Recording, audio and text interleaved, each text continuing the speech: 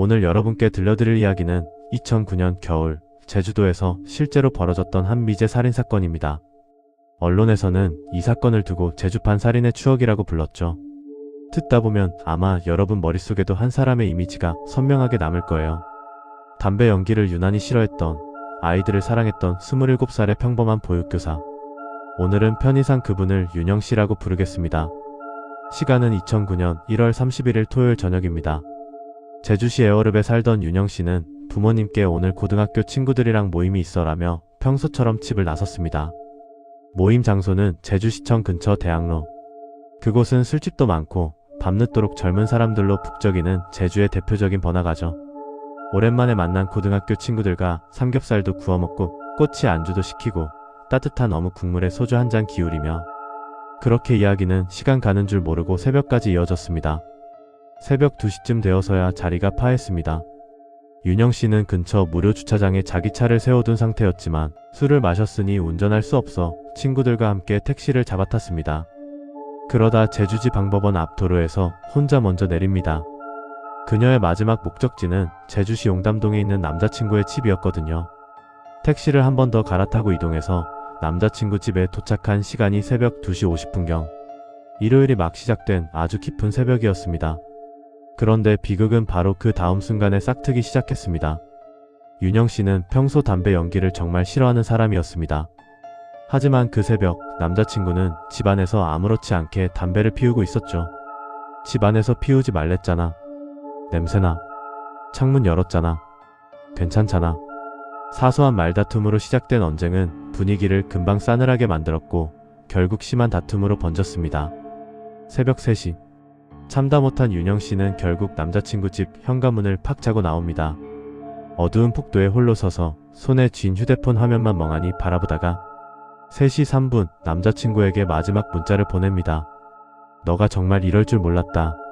그 짧은 한 문장 안에 얼마나 많은 서운함과 배신감이 들어있었을까요? 안타깝게도 그게 우리가 확인할 수 있는 윤영씨의 마지막 메시지가 되었습니다. 문자를 보낸 뒤 윤영씨는 집으로 돌아가기 위해 콜택시를 부르기로 합니다. 새벽 3시 7분 114에 전화를 걸어 제주연합 콜택시 번호를 안내받고 연결을 시도합니다. 하지만 너무 늦은 새벽 시간이라 그런지 콜 배차가 쉽게 잡히지 않았습니다. 춥고 적막한 용담동의 새벽길. 집으로 가는 길은 멀고 택시는 좀처럼 나타나지 않았습니다. 그리고 그 시간 이후로 윤영씨는 거짓말처럼 이 세상에서 자취를 감춥니다. 월요일 아침이 되어서야 이상한 기운이 본격적으로 드러납니다. 2월 2일 윤영씨가 근무하던 어린이집에서 연락이 옵니다. 선생님이 오늘 출근을 안 하셨어요. 무슨 일 있으신가요? 그토록 성실하게 아이들을 돌보던 보육교사가 아무 연락도 없이 무단결근을 했다는 사실에 가족들은 그제야 일이 심상치 않음을 깨닫고 2월 2일 오전 9시 10분 경찰에 실종 신고를 합니다. 경찰은 즉시 휴대전화 위치 추적에 들어갔고 하나의 섬뜩한 기록을 발견합니다. 2월 1일 새벽 4시 4분 윤영씨의 휴대전화 전원이 제주시 애월읍 광령초등학교 인근 기지국에서 마지막 신호를 남긴 뒤 그 자리에서 뚝 꺼져버린 겁니다. 배터리가 다 되어서가 아니라 누군가가 의도적으로 전원을 끈 것 같았습니다. 그 시각을 기준으로 윤영씨의 흔적들이 제주 곳곳에서 하나씩 마치 퍼즐 조각처럼 발견되기 시작합니다. 먼저 실종 이틀째였던 2월 2일 밤 제주시의 제주세무서 후문 무료 주차장에서 윤영씨의 차량이 발견됩니다. 그리고 실종 닷새째인 2월 6일 오후 3시 20분경 제주시 아라동에 있는 한 사회복지관 옆 휴경 중인 밭에서 윤영씨의 가방이 나옵니다. 가방 안을 열어보니 휴대전화, 지갑, 주민등록증, 각종 소지품까지 그대로 다 들어있었습니다. 이건 정말 이상했죠. 돈을 노린 강도 범행이라면 지갑이나 귀중품부터 챙겼을 텐데 소지품은 고스란히 둔 채 가방만 밭에 던져져 있었던 겁니다. 여기서 가장 중요한 건 이 모든 것들이 발견된 위치 관계입니다. 지도를 펴놓고 보면 기가 막힙니다. 윤영씨의 집은 애월 쪽 서해안 라인에 있었는데 시신은 그 집에서 더 서쪽으로 간 곳, 휴대전화는 그 집보다 약간 동쪽, 가방은 훨씬 더 동쪽 깊은 곳에서 발견됩니다. 경찰은 이 기묘한 동선을 이렇게 해석합니다. 범인이 애월 인근에서 시신을 유기한 뒤 동쪽으로 이동하면서 휴대전화 전원을 끄고 더 동쪽으로 가서 가방을 버려 수사 초점을 엉뚱한 곳으로 돌리려 한 것 같다. 즉 일부러 흔적을 동서로 넓게 흩뿌려 수사망을 교란하려 했다는 거죠. 실종 신고 이후 경찰, 군인, 소방 인력까지 동원된 대대적인 수색이 이어졌습니다. 수배 전단이 뿌려지고 제주 전역이 떠들썩했지만 윤영 씨의 모습은 보이지 않았습니다. 그렇게 시간이 흘러 실종 8일째 되던 날 결정적인 발견이 이루어집니다. 2009년 2월 8일 오후 1시 50분경 제주시 애월읍에 살던 60대 마을 주민 한 분이 평소처럼 산책을 하고 있었습니다. 그가 걷던 길은 애월 고내봉 인근 왕복 2차로지만 차도 잘 다니지 않고 주변은 밭과 오름뿐인 아주 조용한 시골길이었습니다. 무심코 도로 옆 농업용 배수로를 내려다본 그는 깜짝 놀랐습니다. 처음엔 마네킹인 줄 알았습니다. 배수로 얕은 물가에 한 사람이 엎드린 채 미동도 없이 누워 있었으니까요. 하지만 이곳은 누가 마네킹을 버릴 만한 곳이 아니었죠. 그는 곧장 경찰에 신고합니다. 잠시 후 현장에 도착한 경찰이 신원을 확인합니다. 차디찬 배수로 속에 싸늘하게 식어 엎드려 있던 그 사람은 바로 8일 전 새벽 담배 연기를 피해 남자친구 집을 뛰쳐나왔던 보육교사 윤영 씨였습니다. 발견된 시신의 상태는 충격적이면서도 기이했습니다. 실종 당일 입고 나갔던 밤색 무스탕 점퍼는 그대로 걸치고 있었지만 하의는 모두 벗겨진 상태였습니다. 치마와 속옷이 없었죠. 하지만 부검 결과 성폭행을 당한 흔적은 발견되지 않았습니다. 사인은 경부 압박에 의한 질식사, 즉 누군가에게 목이 졸려 숨진 것으로 드러납니다. 몸에는 심하게 구타당한 흔적도 손발이 결박된 자국도 없었습니다. 그래서 경찰은 윤영 씨가 갑자기 낯선 괴한에게 납치되기보다는 차 안 같은 밀폐된 공간에서 범인과 가까이 있었을 가능성이 크다고 봤습니다. 그런데 수사를 더욱 어렵게 만든 난제가 등장합니다. 바로 사망 시각에 대한 논쟁이었습니다. 부검인은 시신의 건조 정도, 부패 상태, 체온, 피부 반점, 그리고 위 속에 남아있던 음식물 소화 상태 등을 종합해 충격적인 소견을 내놓습니다. 발견 직전 1일 전, 대략 2월 7일쯤에 숨졌을 가능성이 있다. 실종일은 2월 1일인데 사망이 6일 뒤라면 그 긴 시간 동안 윤영 씨가 어딘가에 살아있었다는 얘기가 됩니다. 심지어 위속 음식물 상태를 근거로 실종 이후에도 누군가가 음식물을 제공하며 감금했을 수 있다는 해석까지 나왔습니다. 하지만 경찰의 생각은 전혀 달랐습니다. 당시 2월 초 제주의 날씨는 꽤 추웠고 시신이 발견된 배수로는 억새와 돌담에 가려 햇볕이 거의 들지 않는 천연 냉장고 같은 곳이었습니다.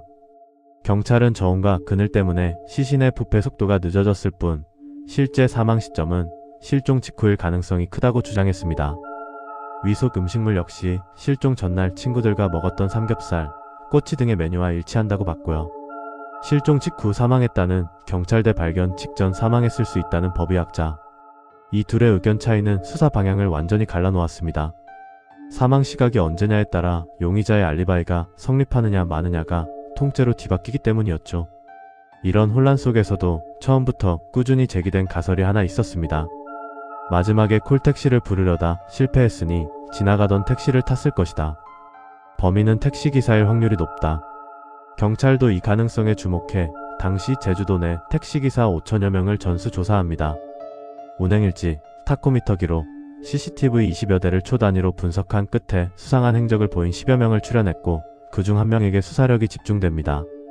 바로 언론의 박모 씨로 알려진 인물입니다.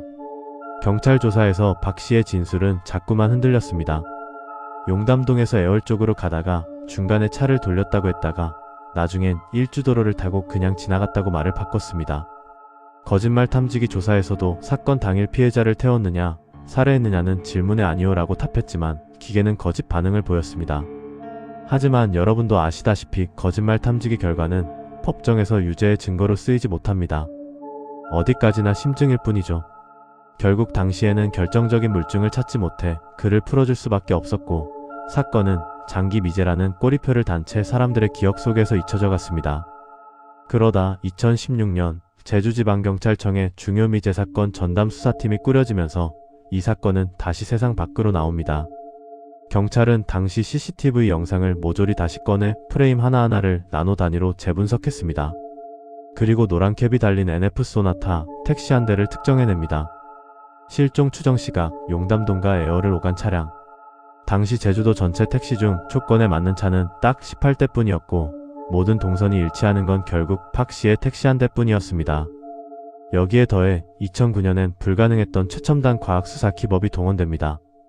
바로 미세섬유 분석입니다. 경찰은 윤영 씨의 옷과 피부, 그리고 박 씨가 당시 입었던 셔츠, 박 씨 택시의 좌석 시트와 트렁크에서 채취한 미세한 섬유 조각들을 정밀 분석했습니다. 결과는 놀라웠습니다. 피해자의 옷에서는 박 씨의 셔츠와 유사한 섬유 조각들이 다수 발견되었고, 박 씨의 택시 안에서는 피해자가 입었던 무스탕 등에서 나온 것으로 보이는 미세 섬유가 검출되었습니다.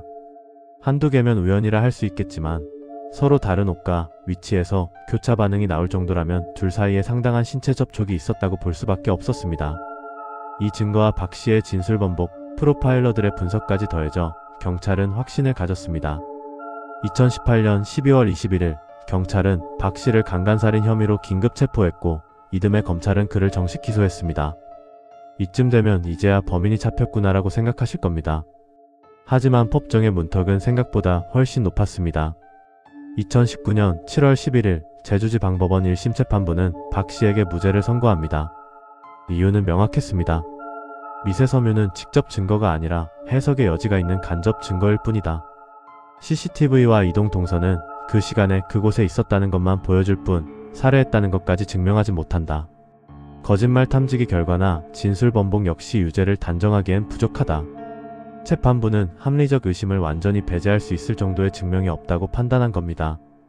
검찰은 이에 불복해 항소했지만 2020년 항소심 재판부 역시 무죄를 선고했고, 2021년 10월 대법원마저 검사의 상고를 기각하며 무죄를 최종 확정했습니다.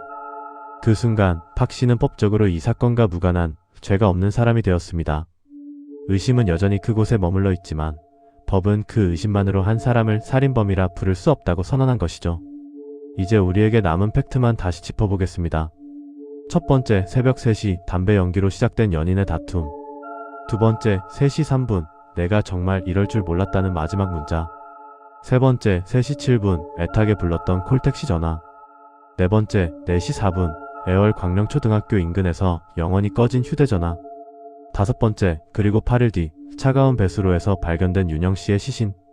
경찰은 수년 동안 수천 명의 사람을 조사하고 동물 사체 실험까지 하며 사망 시각을 추정하고 눈에 보이지 않는 미세 섬유까지 찾아냈지만, 이 사건은 결국 누가 왜 그녀를 죽였는가라는 질문에 끝내 답하지 못했습니다. 우리가 확실히 아는 건 단 하나, 누군가가 윤영 씨의 목을 졸라 살해했다는 사실뿐입니다. 사람들은 종종 말합니다. 그때 2009년 당시에 지금 같은 과학 수사가 가능했더라면, 아니면 초기 수사 때 현장을 조금만 더 완벽하게 보존했더라면 결과는 달라지지 않았을까. 하지만 시간은 되돌릴 수 없습니다. 남은 건 매년 돌아오는 그 날짜를 세며 살아있었다면 지금쯤 몇 살일까? 어떤 선생님이 되었을까를 생각하는 부모님의 멈춰버린 시간뿐입니다. 오늘 들려드린 제주 보육교사 살인사건. 담배 한 개비에서 시작된 작은 다툼이 어떻게 한 사람의 인생을 앗아가고 한 가족의 삶을 송두리째 무너뜨렸는지 보여주는 비극적인 기록입니다. 범인은 어딘가에서 이 사건을 지나간 옛날 뉴스 정도로만 기억하며 살아가고 있을지도 모릅니다. 하지만 우리는, 그리고 유가족들은 이 사건을 결코 과거형으로 둘 수 없습니다. 그날 새벽 담배 연기 사이로 사라진 보육교사. 그리고 아직 끝나지 않은 이야기. 언젠가 이 사건의 진실이 투명하게 밝혀지는 그날이 반드시 오기를 간절히 바라면서 오늘 이야기는 여기서 마치겠습니다.